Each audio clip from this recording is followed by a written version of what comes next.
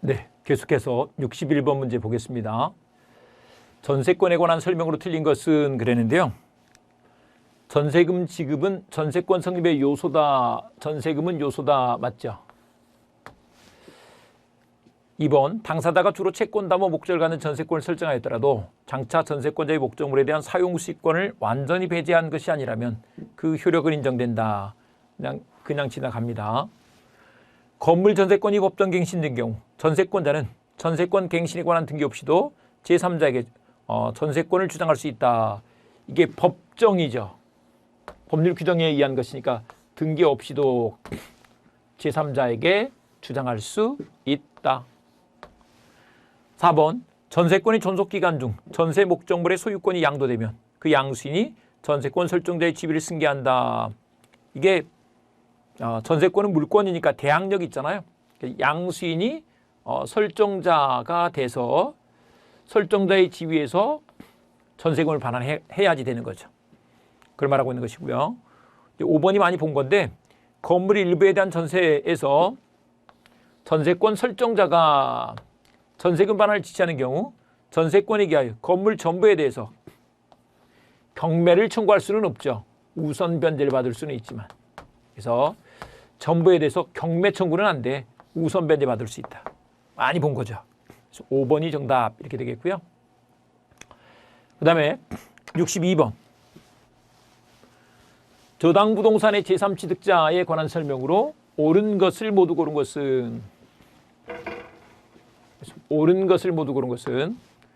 기억번 저당 부동산에 대한 후순위 저당권자는 저당 부동산의 피담보 채권을 변제하고 그 저당권의 소멸을 청구할 수 있는 제3취득자에 해당하지 않는다. 제3취득자와 관련해서 이게 후순위 저당권자는 아니죠. 네, 이게 제3취득자가 되는 사람은 저당 부동산의 소유권을 취득한 사람, 후순위 저당권자, 전세권자 이 사람들이에요. 후순위 저당권자는 아니야. 네, 맞고요. 제3취득자가 아니야. 니은번 저당 부동산의 제3취득자는 부동산의 보존 개량을 위해 지출한 비용을 그 부동산의 경매대가에서 우선 상환받을 수 있다. 비용에 대해서 우선 상환받을 수 있다 그래야지 되죠. 그러니까 틀렸네. 매수인이 될 수도 있죠. 매수인이 될 수 있어. 그 다음에 리을번 피담보 채권을 변제하고 저당권을 소멸 청구할 수 있는 제3취득자에는 경매 신청 후에 소유권, 지상권 또는 전세권을 취득한 자도 포함된다. 맞는 얘기다. 그래서 기역, 디귿, 리을 이렇게 되죠. 니은번 틀렸다. 제3취득자 문제가 최근에 좀 나왔었죠. 그 다음에 63번. 저당권의 효력이 미치는 범위, 목적물의 범위에 관한 설명으로 틀린 것은 1번 당사자는 설정 계약으로 저당권의 효력이 미치는 종물에 미치지 않는 것으로 정할 수 있다. 임의 규정이에요. 그래서 다른 약정이 가능하죠. 그 다음에 2번에 저당권의 목적 토지가 협의 취득된 경우 보상금 청구권에 대해 물상대입권 행사할 수 없다. 이 물상대입권은 협의 취득에서는 안 되죠. 수용해서는 되지만. 그래서 맞고요. 그 다음에 3번 건물 소유를 목적으로 토지를 임차한 자가 그 토지 위에 소유하는 건물의 저당권을 설정한 경우 건물 소유를 목적으로 토지 임차권에도 저당권에 이렇게 미친다. 임차권에도 저당권에 이렇게 미치죠. 이게 종된 권리가 돼서.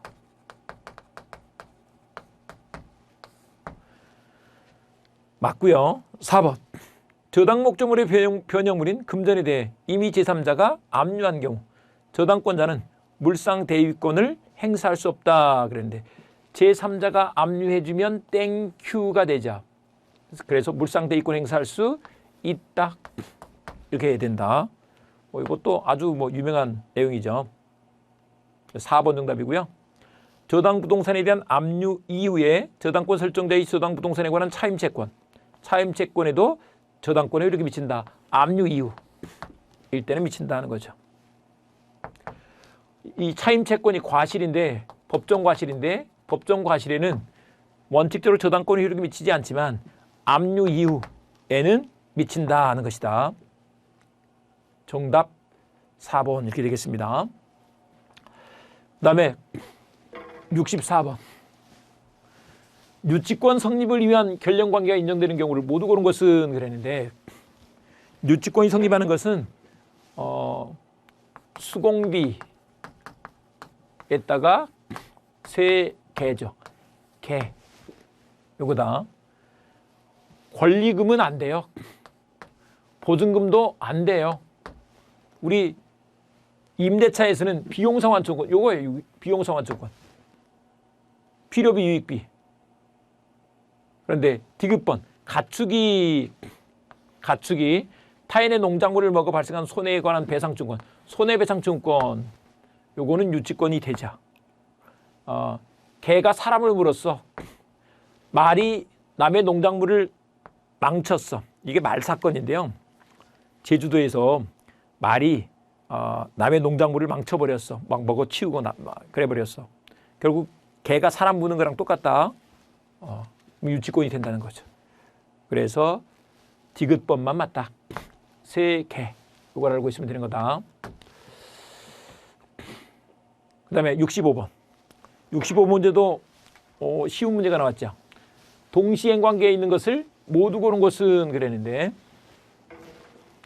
부동산 매매 계약이 체결된 경우 매도인의 소유권 이득 의무와 매수인의 잔대금 지급 의무, 요거는 동시행 관계가 맞죠. 예. 매매 계약에서 우리 동시행 관계잖아요. 그래서 등기와 잔대금 많이 보는 거고, 그 다음에 임대차 종료 시에 서로 돌려줘야 되죠. 보증금 반환과 임차물 반환은 동시행 관계가 된다. 맞죠? 그 다음에 디귿번, 토지거래가 신청 절차 협력할 의무와 매수인의 매매대금 지급 의무. 이때는 협력 의무가 선의 의무가 되죠. 동시행 관계가 아니죠. 그래서 기역 니은만 된다. 허가를 받아야 중도금도 주고 잔금도 줄 거 아니에요. 그 말이에요. 그 다음에 66번. 제3자를 위한 계약에 관한 설명으로 틀린 것은 그랬는데, 1번 제3자의 권리는 그 제3자가 채무자에 대해 수의계획 섭씨를 하면, 여기서 채무자가 낙약자가 됩니다. 낙약자에게 수의계획 섭씨를 하면 계약 성립 시에 소급파이 발생한다. 소급표가 있는 건 아니죠. 소급파이 발생하는 게 아니고 수의계획 섭씨를 할 때 권리가 발생하는 거죠. 수의계획 섭씨는 권리 발생 요건이다 이렇게 말합니다. 근데 소급해서 발생하는 것은 아니에요. 그때부터 생기는 거지. 그래서 1번이 정답이고요. 2번에 제3자는 채무자의 채무불이행을 이유로 그 계약을 해제할 수 없다. 제3자가 계약을 해제할 수는 없지. 제3자는 손해배상을 청구할 수 있지만 계약 해제를 못해. 그 다음에 채무자에게 수의계획 섭씨한 제3자는 그 채무자에게 그 채무 이행을 직접 청구할 수 있다. 권리가 생겼으니까 이행 청구할 수 있죠. 직접 청구할 수 있다. 그 다음에 4번. 채무자는 상당한 기간을 정하여 계약 이익의 향수 여부의 확답을 제3자에게 최고할 수 있다. 물어볼 수 있죠. 최고했는데 답이 없으면 거절한 것으로 보죠. 5번은 지나가도 되겠고요. 그래서 1번이 정답. 그 다음에 67번. 합의해제에 관한 설명으로 틀린 것은 그랬는데요. 합의해제를 요즘 많이 물어본다고 제가 얘기했었죠. 부동산 매매 계약이 합의해제된 경우 다른 약정이 없는 한 매도인이 수령한 대금에 이자를 붙여 반환할 필요가 없다 그랬는데, 합의해제는 계약이고 해제는 단독행위예요. 그러니까 합의해제에 관한 규정이 해제에 관한 규정이 합의해제에 적용될 일이 아니죠. 그래서 이자를 붙여 반환할 필요가 없다 맞고요. 원상회복 의무가 없는 거야. 원상회복 의무가 없어. 2번 당사자 쌍방은 자기 채무 이행 제공 없이 합의에 의해 계약을 해제할 수 있다. 이건 계약 자유니까 어떻게든 할 수 있죠. 계약 자유다. 3번 합의에 대해 소급표는 법정에 대해 경우와 같이 제3자의 권리를 해하지 못한다. 근데 제3자는 보호해줘야 되죠. 맞다. 그 다음에 계약이 합의해제된 경우 합의해제 시에 채무불이행으로 인한 손해배상을 청구할 수 있다 그랬는데 손해배상 청구는 안 된다고요. 4번이 정답이다. 손해배상 청구는 법정에 대해서 채무불이행을 전제로 해서 인정되는 거야. 그런 것이기 때문에 안 된다. 5번은 이제 묵시적 해제가 된 거죠. 매도인이 잔금기일 경과 후 해제를 주장하며 수령한 대금을 공탁하고 매수인이 이의 없이 수령한 경우 합의 해제된 것으로 본다. 이건 그냥 읽어두시면 돼요. 네, 그래서 4번 뭐 단거리죠. 이자를 붙여 반환할 필요가 없어. 손해배상 청구할 수 없어. 그러나 제3자는 보호해줘.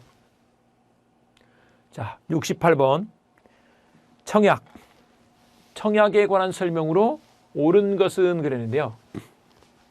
청약은 불특정 다수인에 대한 청약은 효력이 없다. 청약은 불특정 다수인에게도 할 수 있자. 틀렸고 청약이 상대방에게 도달하여 효력이 발생했어. 효력이 발생한단 말은 청약에 구속력이 생겼다. 이렇게 말한다. 그러니까 처리할 수 없다. 이렇게 해야지 되죠.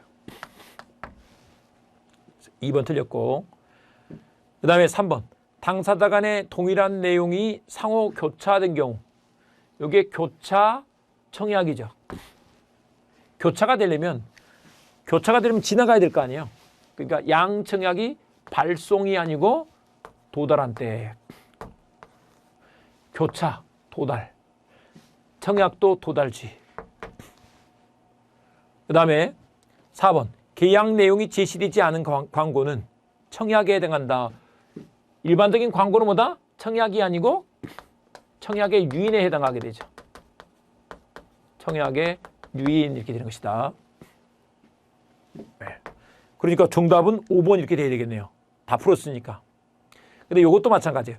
하도급 계약을 체결하는 교섭 당사자가 견적서를 제출하는 거. 청약의 유인이다 이렇게 한다는 거예요. 근데 이것도 기존에는 안 나왔던 내용인데 일단 냈습니다.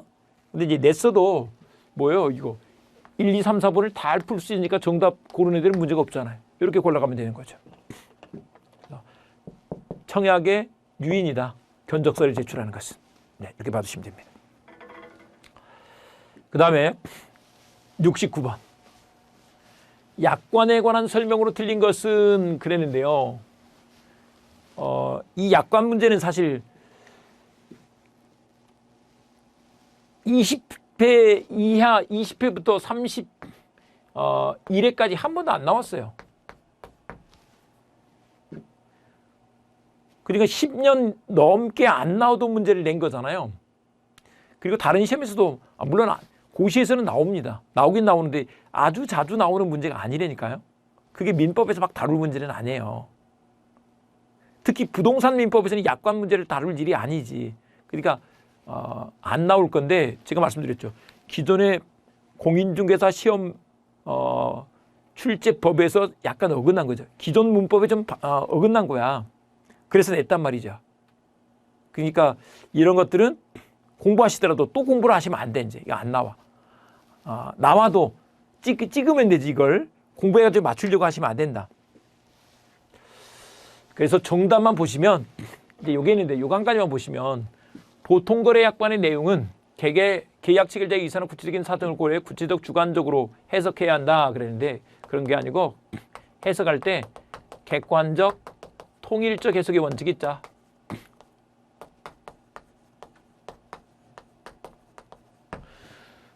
이제 이렇게 되는데 잠깐 한번 설명을 드려보면 사업자와 고객 간에 어떤 계약을 맺어요. 뭐 보험 계약을 맺는다든지 예금 계약을 맺는다든지 아니면 무슨 핸드폰 매매 계약을 맺는다든지. 근데 이 계약을 약관에 따라서 계약을 맺는데 그러니까 계약 내용이 약관으로 그냥 결정돼 버린 거예요.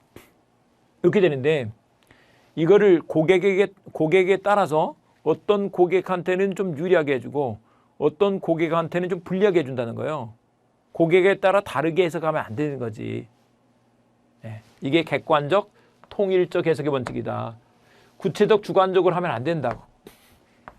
구체적, 주관적으로 해석하면 안 된다. 그래서 5번이 정답. 이 정도만 알아둡니다. 해두시고요. 70번 문제로 가겠습니다. 70번에 수량을 지정한 매매의 목적물의 일부가 멸실된 경우 매도인이 담보 책임에 관한 설명으로 틀린 것은 1번 수량을 지정한 매매란 이게 수량을 지정한 매매에서 목적물의 일부가 멸실된 경우요.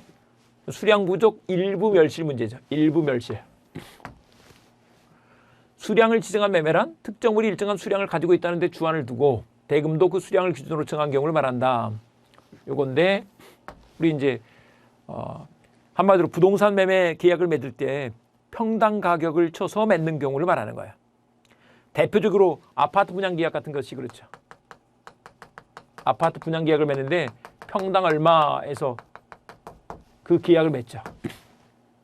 또 도시에 있는 땅을 매매를 할 때 평당 얼마, 뭐 평당 1억 에서 계약을 맺는 경우 이런 걸 쓸만한다. 그런데 악의의 매수인은 대금 감액과 손해배상을 청구할 수 있다. 악의의 매수인이 이걸 할 수 있을까 없을까? 안 된다는 거죠. 우리 요거예요. 담보 책임을 물을 때 이 담보 책임 물을 때 매수인이 손이어야 돼. 악이면 담보 책임을 묻지 못하는 거죠. 그러니까 악의의 매수인이 대금 감액과 손해배상 청구할 수 있다. 그러면 틀렸죠. 정답 1번입니다. 그대로 간 거예요. 이제 악의가 되는 건 우리 이제 공부 차원에서 보자면 전해 일대 저당권 행사 이렇게 외워둔 건데 이 일부 타임 권리 매매에서 대금 감액 청구권은 선의는 물론 악의자도 돼요. 그런데 여기서 수량 부족 일부 멸치는 그게 아니잖아요. 원칙대로 간 거예요. 원칙대로. 안 된다. 정답 쉽게 골랐죠. 이걸 막 개별적으로 공부하면 다 놓쳐버려. 그래서 암기법으로 해결하면 돼요. 그 다음에 3번에 선의 매수인은 멸실된 부분의 비율로 대금 감액을 청구할 수 있다. 맞고요. 잔존한 부분만이면 매수하지 아니하였을 때 선의 매수인은 계약 전부를 해지할 수 있다. 도 맞고. 그 다음에 제척기간 1년이죠. 선의 매수인이 일부 멸실의 사실을 안 날부터 이제 선의자만 하는 거니까 안 날부터 1년 이렇게 된다. 정답은 쉽게 2번으로 고를 수 있는 것이다. 자, 71번 문제로 가시는데요. 갑은 자기 소유의 엑스토지를 3억 원에 을에게 매도하면서 동시에 환매할 권리를 보유하기로 약정하고 을이 엑스토지에 대한 소유권 이전 등기를 마쳤다. 이에 관한 설명으로 틀린 것은 그랬는데 여기서 환매할 권리, 환매 특약을 했네요. 틀린 것은 환매도 그렇게 자주 나오는 건 아닌데 이걸 사례 문제로 내가지고 또 조금 시험 문제로 낸 거예요. 근데 어쨌거나 좀 보시는데 1번 특별한 약정이 없는 한 갑은 환매 기간 내에 그가 수령한 3억 원과 을이 부담한 매매 비용을 반환하고 엑스토지를 환매할 수 있다. 그러니까 대금 3억하고 그다음에 매매 비용을 반환하고 환매하면 되죠. 그다음에 갑과 을이 환매 기간을 정하지 아니한 경우 이게 그 기간은 5년으로 한다인데 이게 토지잖아요. 부동산은 5년, 동산은 3년 그런 거죠. 부동산 5년이다. 환매 등기는 을명의 소유권 등기에 대한 부기 등기 형식으로 한다. 4번 만일 갑의 환매 등기 후 병일로부터 엑스토지를 매수하였다면 을은 환매 등기를 이유로 병의 엑스토지에 대한 소유권 등기를 이전 등기 청구를 거절할 수 있다. 근데 봐보세요.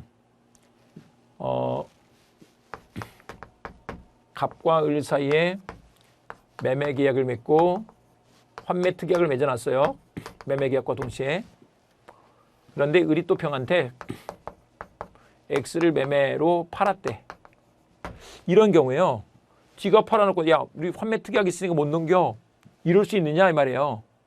환매 특약이 처분 금지 효과가 생기는 건 아니에요. 그러니까 해줘야지 맞죠.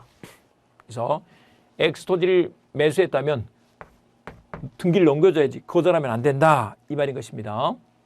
4번 응답입니다. 5번 만일 갑의 환매 등기 후 정의 엑스토지에 을에 대한 채권을 담보하기 위하여 저당권을 설정하였다면 갑이 적법하게 환매권을 행사하여 엑스토지의 소유권 이전 등기를 마친 경우 정의 저당권은 소멸한다. 소유권이 돌아가 버리니까 처분권이 없어져서 네, 그냥 4번 이렇게 해주시면 되죠. 기존의 매매편에서는 계약금 문제가 매년 빠지지 않고 나왔는데 올해는 계약금 문제를 안 내버리고 담보 책임하고 이렇게 환매 문제를 냈어요. 기존의 문법이 조금 벗어났죠. 그러니까 이거 환매는 좀 답답한데 이렇게 생각했을 수도 있습니다. 근데 뭐 하나 틀려도 붙는 데는 전혀 지장이 없죠. 네, 다른 것들도 맞추면 되니까. 그러니까 모르는 거 있으면 그냥 빨리 지나가서 맞출 수 있는 걸 잘 맞추는 게 중요합니다. 이렇게 되고요. 그다음에 72번.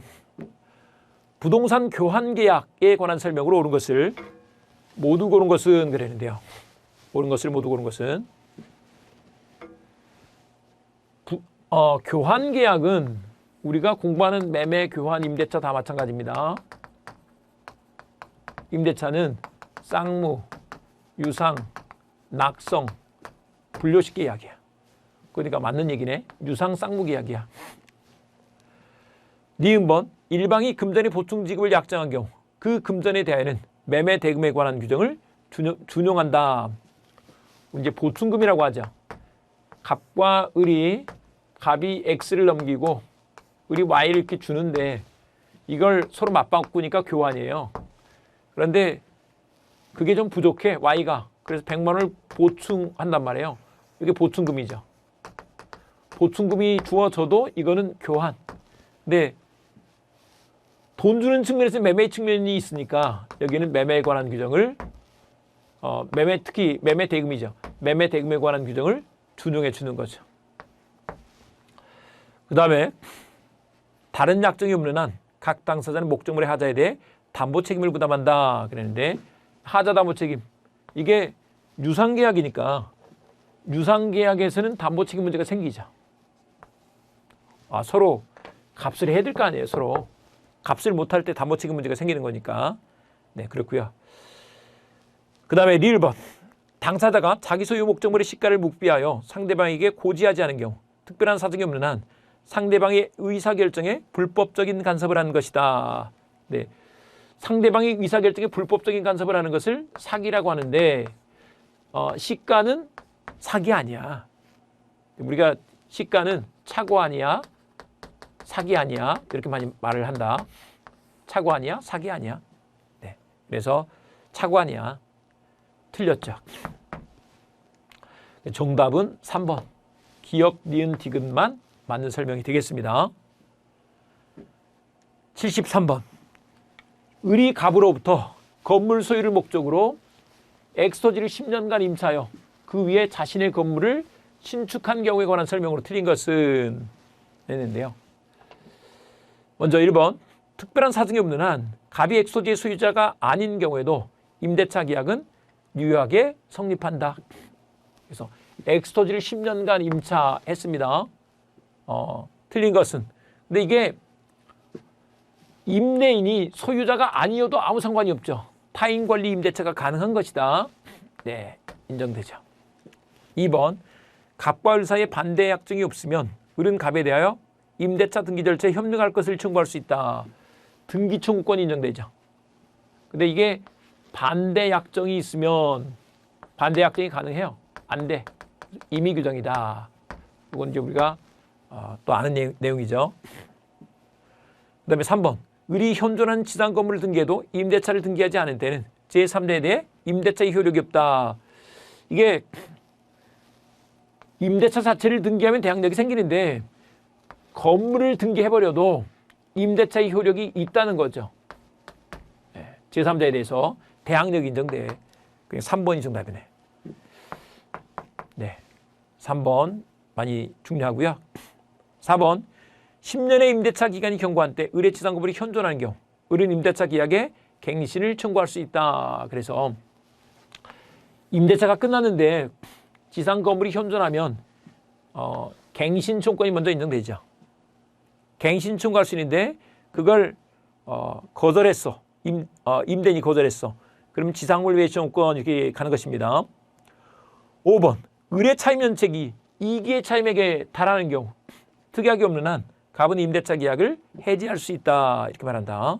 그래서 2기의 차임 연체가 되면 해지할 수 있다.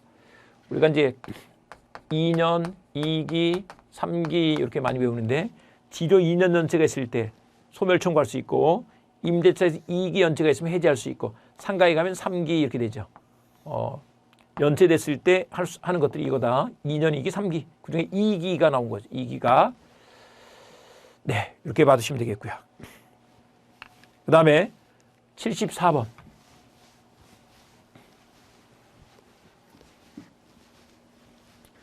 갑은 자기 소유 X 창고 건물 전부를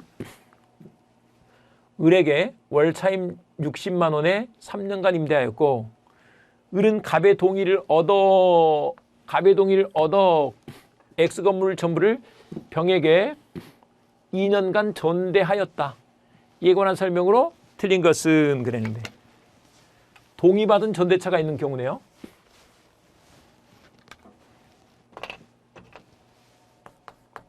갑, 을, 병. 그래서 이번에 이제 동의가 있었어. X 창고 건물 임대차, X 임대차,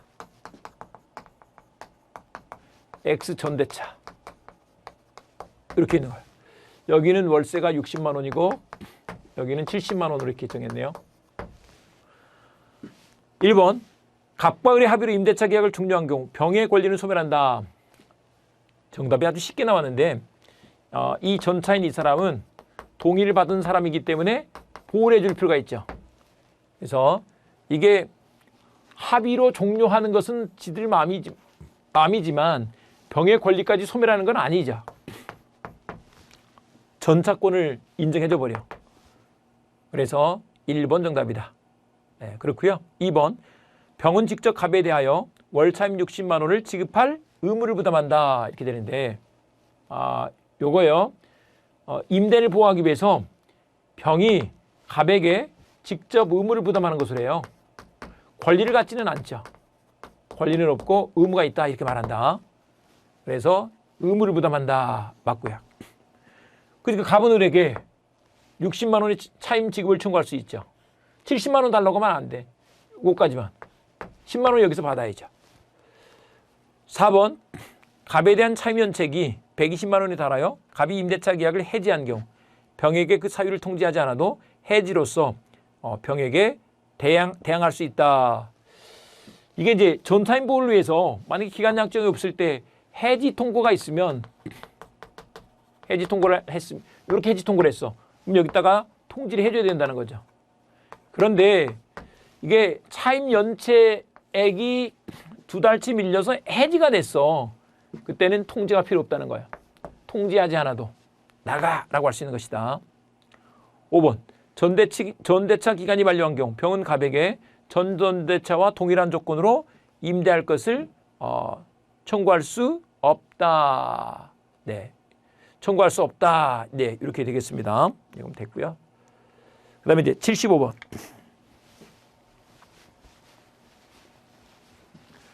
주택임대차보호법의 대항력에 관한 설명으로 틀린 것은 그랬는데요. 먼저 1번 임차인이 타인의 점유를 매개로 임차주택을 간접 점유하는 경우에도 대항요건인 점유가 인정될 수 있다. 간접 점유도 되죠. 이게 임차인이 대항력을 가지려면 우리 인도와 주민등록인데 자기가 직접 점유를 하는 경우도 되지만 거기서 임대인의 승낙을 받고 동의를 받고 전대체를 한 거예요. 간접점유하는 거잖아요. 인정될 수 있다. 그다음에 2번. 임차인이 지위를 강화하고자 별도로 설정 등기를 마친 후 주택임대차 보호법상의 대항 요건을 상실한 경우. 이건 별개죠. 그런 경우에 주택임대차 보호법상의 대항력은 없어지는 거 맞죠. 그다음에 3번. 주민등록을 마치고 거주하던 자기 명의의 주택을 매도한 자가 매도와 동시에 이를 다시 임차하기로 약정한 경우 매수인 명의 소유권 등기 여부와 관계없이 대항력 인정된다 그랬는데 틀렸죠. 이 사람이 소유자로 살다가 신분이 임차인으로 바뀌어요. 그러면 이제 매매로 인한 소유권 인정 등기가 돼요. 등기가 되면 그때 임차인이 되는 것이니까 대항력은 다음 날이죠. 등기 다음 날부터 이렇게 해야 된다. 뭐 이것도 다 쉽게 맞췄죠. 그다음에 4번에 임차인 주택 인도와 주민등록을 마친 때는 그 다음 날 오전 0시부터 대항력이 생긴다. 네, 되고요. 5번. 임차인이 가족과 함께 임차주택의 점유를 계속하면서 가족의 주민등록은 그대로 둔 채 임차인의 주민등록만 일시적으로 옮긴 경우 대항력을 상실하지 않는다 그랬는데 우리 뭐요? 가족의 주민등록을 가지고도 대항력이 인정된다 그랬죠? 그래서 정답은 3번 이렇게 되겠습니다. 그다음에 76번. 주택임대차 보호법상 임차인의 계약갱신 요구권에 관한 설명으로 옳은 것을 모두 고른 것은 계약갱신 요건이 작년에 바뀌고 나서 이걸 본격적으로 한 번은 물어봐 줘야죠. 그래서 시험 문제를 낸 거죠. 근데 여기서 임대차 기간이 끝나기 6개월 전부터 2개월 전까지 기간에 행사해야 한다. 6개월 전부터 2개월 전까지 요게 사실 이런 기간들 사실 시험에서 잘 안 물어봤는데 민법 시험에서는 잘 안 물어봤는데 이게 이제 현실적으로 고쳤잖아요. 그래서 1개월이 아니고 2개월 이렇게 됐기 때문에 그래서 이제 시험 문제를 한번 내본 거예요. 그래서 기억번 쉽게 알 수 있고요. 니은번. 임대차 조건이 동일한 경우 여러 번 행사할 수 있다. 여러 번이 아니고 한 번만 할 수 있죠. 한 번. 그러니까 틀렸네. 그 다음에 디귿번. 임차인이 임대인의 동의 없이 목적주택을 전대한 경우 임대인의 동의 없이 했으면 안 되는 거죠. 계약갱신 요건은 자기가 잘 하고서 계약갱신 요구를 해야지. 그러니까 틀렸어. 거절할 수 있다. 이렇게 봐야 된다. 정답은 1번. 이렇게 된다. 그래서 정답은 1번. 쉽게 고를 수 있고요. 그 다음에 이제 77번.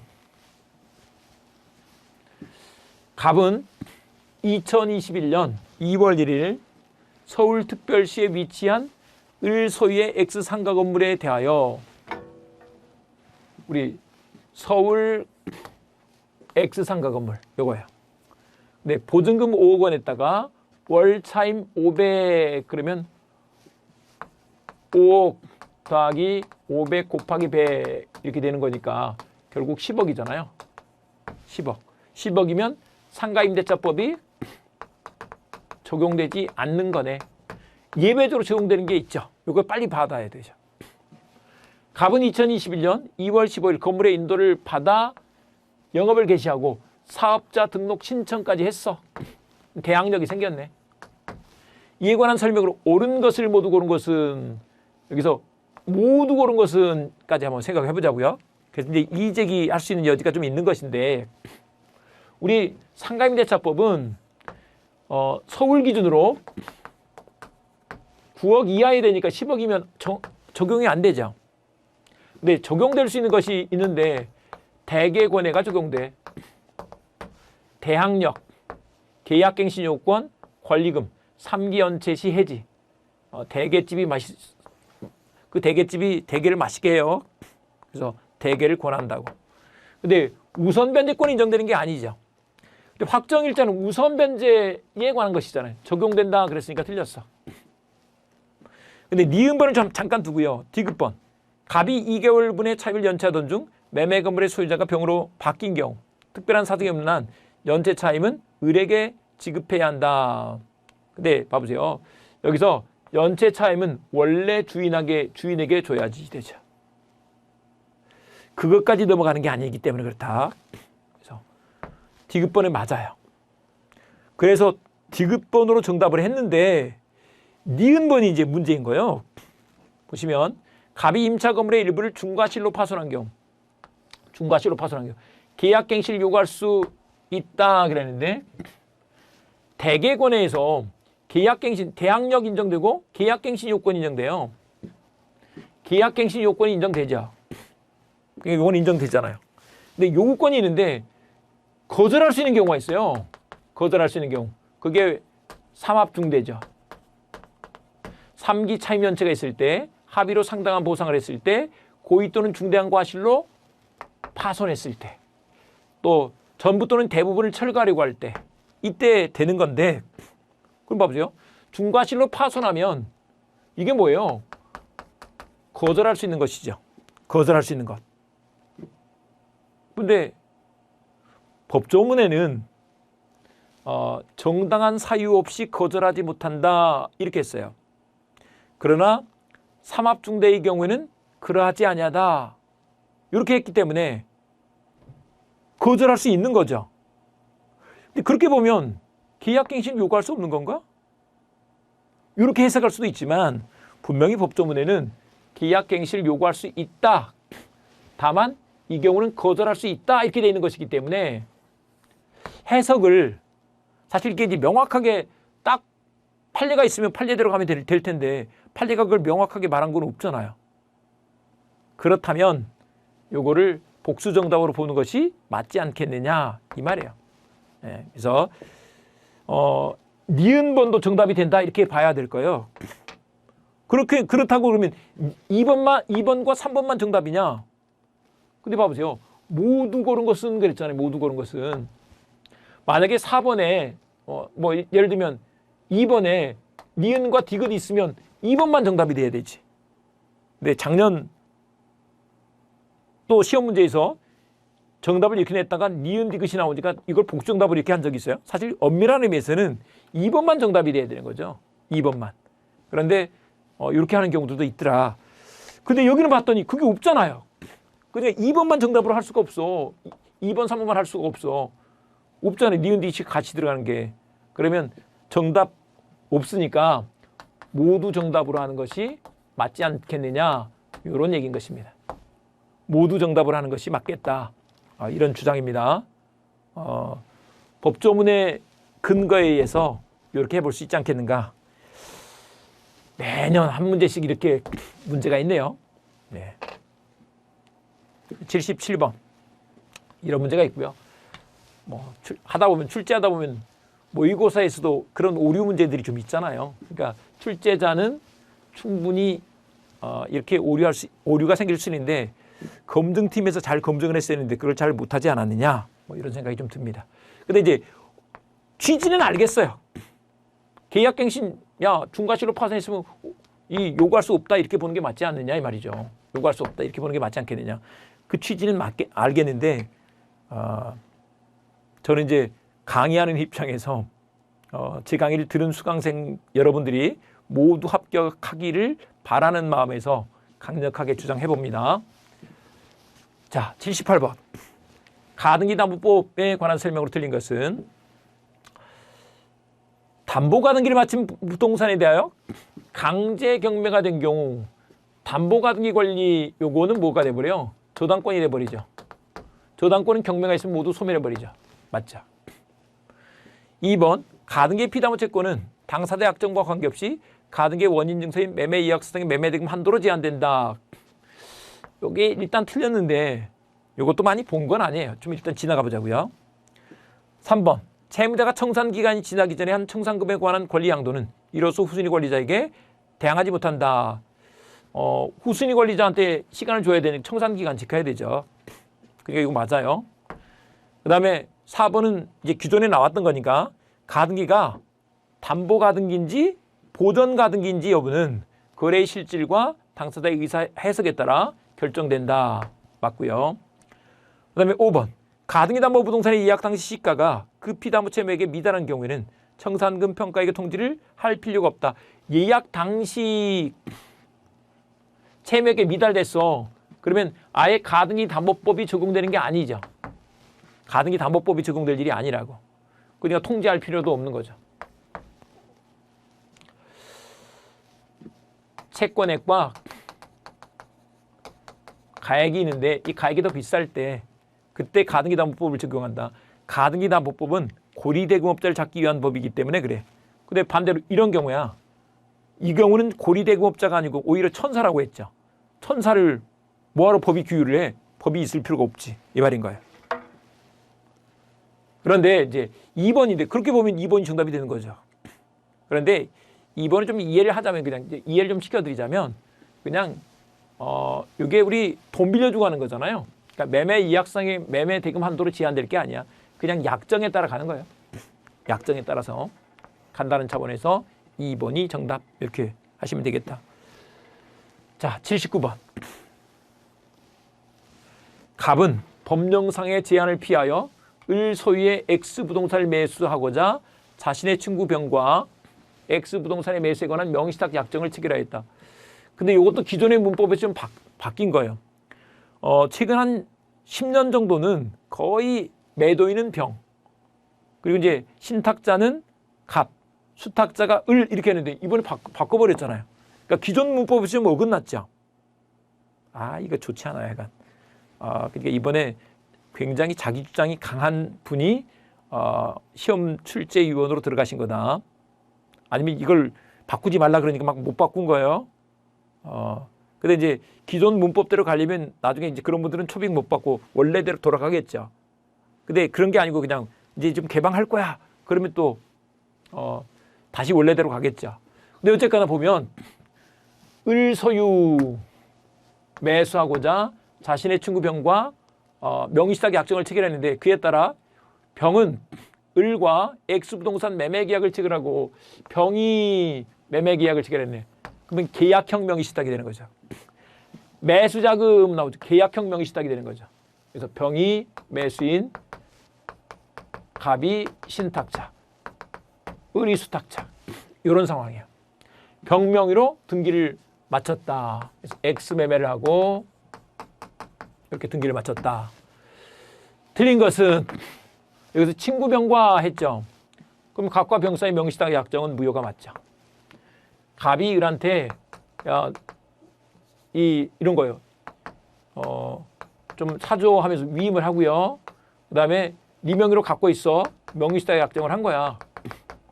무효가 되죠. 함께 이루어진 위임계약도 무효다. 그런데 을이 매매계약 체결 당시 그 명의신탁 약정이 있다는 사실을 알았다면 병은 X 부동산의 소유권을 취득할 수 없다. 이 등기는 원칙적으로 무효예요. 병명으로 된 등기는 무효가 된다. 을이 악일 때 그때 소유권은 병한테 아직 넘어온 게 아니야. 을한테 남아있어. 그래서 맞고요. 3번. 을이 매매계약 체결 당시 그 명의신탁 약정이 있다는 사실을 몰랐다면 선이죠. 그 명의신탁 약정 사실을 알게 되었더라도 병은 X 부동산의 소유권을 취득한다. 병이 소유자가 되는 거야. 이게 유효일 때가 있죠. 병이 언제? 선일 때.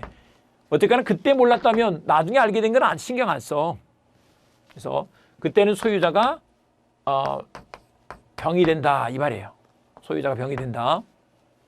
3번 맞고요.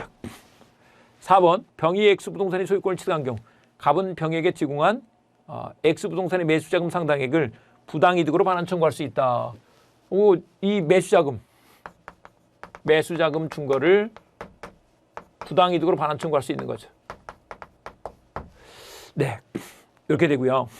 그다음에 이제 5번이 정답인데 X 부동산의 소유권을 유효하게 취득한 병이 명의신탁 약정 외의 적법한 원인에 의하여 갑 앞으로 X 부동산에 대한 소유권 이전 등기를 마친다고 해도 그 소유권 이전 등기는 무효이다. 등기를 넘겨주겠다는데 적법한 원인으로 왜 그걸 무효라고 할 거냐고요. 유효지. 이건 이런 것이 있긴 합니다. 원래 병이 갑한테 줘야 될 것은 매수자금이에요. 근데 매수자금 말고 다른 게 없어. 그래서 X 부동산으로 대신 갚겠대. 이건 부동산으로 주겠대. 이런 걸 대물변제라고 하는데 그것까지 말리지는 않아요. 주겠다는 걸 누가 말려? 그래서 5번이 정답이다 이 말입니다. 갑을병이 바뀐 거 말고는 그러니까 여기서 병하고 을하고 위치가 바뀐 거 말고는 기존에 우리가 알고 있던 계양명시당 문제가 그대로 나온 거예요. 네, 그게 되죠. 자, 마지막 80번 문제. 집합 건물의 소유 및 관리에 관한 법률에 관한 설명으로 틀린 것을 모두 고른 것은 틀린 것. 기억번. 구분 건물이 객관적 물리적으로 완성되더라도 그 건물이 집합 건축물 대장에 등록되지 않는 한 구분 소유권의 객체가 되지 못한다. 완성되면 구분 소유권이 된다 그랬죠. 등기 등록과는 상관없어. 틀렸네. 니은번. 집합 건물 구분 부분에 집합 건물 구분 소유권의 특별 승계인이 그 구분 소유권을 다시 제3자에게 이전한 경우 관리규약에 달리 정함이 없는 한 각 특별 승계인들은 자신의 전 구분 소유자의 공용 부분에 대한 체납 관리비를 지급할 책임이 있다. 공용 부분에 대한 관리비에 대해서는 승계가 되죠. 그래서 니은번은 맞다.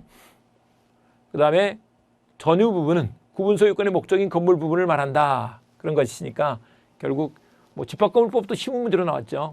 1번만 틀렸다. 기억번이 정답이다. 이렇게 볼 수 있죠. 전체적으로 보면 간혹 좀 기존 문법과 다르게 해서 어렵게 내는 문제들이 있는데 그거는 뭐 어느 정도는 예상할 수 있는 것들이죠. 근데 나머지들을 잘 맞추시면 충분히 민법도 고득점을 하실 수도 있다. 그래서 그런 분들도 많이 뵀는데요. 그렇지 않더라도 조금 어렵게 했더라도 70점 정도는 뭐 맞는데 별 그렇게 지장은 없었다. 이렇게 할 수 있습니다. 근데 이제 너무 놀래버려서 나 막 어쩐데? 이런 분들은 오히려 점수가 안 좋았을 수 있죠. 근데 이제 만약에 개론 점수도 못 받쳐줬다. 그러면 잘 안 됐을 수도 있는데 그런 것들을 잘 혹시 안 되신 분들은 합격하신 분들에게는 축하를 드리고 또 여러분들 실력을 인정해드리고 조금 안 됐거나 새롭게 공부하시는 분들은 다시 용기를 내서 우리 합격을 위해서 전진하시기를 바랍니다. 그 길에 또 제가 함께 하도록 하겠습니다.